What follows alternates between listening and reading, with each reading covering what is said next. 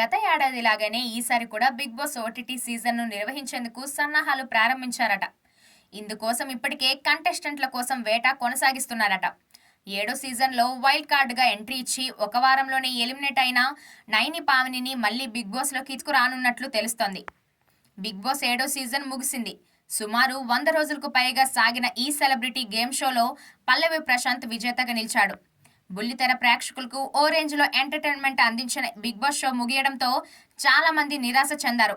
మళ్ళీ ఎప్పుడెప్పుడు ఈ షో వస్తుందా అని ఆసక్తిగా ఎదురుచూస్తున్నారు. అలాంటి వారికి బిగ్ బాస్ యాజమాన్యం ఓ శుభవార్త చెప్పింది. గత ఏడాదిలాగానే ఈసారి కూడా బిగ్ బాస్ ఓటీటీ సీజన్ను నిర్వహించేందుకు సన్నాహాలు ప్రారంభించారట.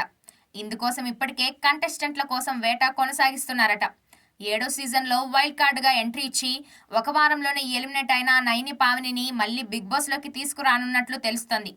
హౌస్లో ఉన్న వారం రోజుల్లోనే స్ట్రాంగ్ కంటెస్టెంట్గా నిరూపించుకుంది నైని పావని. టాప్ 5లో నిలుస్తుందని చాలా మంది భావించారు.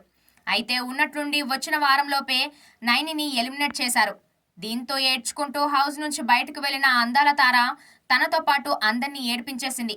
ఇలా అతి తక్కువ కాలంలో పాజిటివ్ బజ్ క్రియేట్ చేసుకున్న నైనిని ఎలాగైనా మళ్ళీ బిగ్ బాస్ హౌస్లోకి తీసుకొచ్చేందుకు గట్టిగానే ప్రయత్నాలు సాగుతున్నాయి.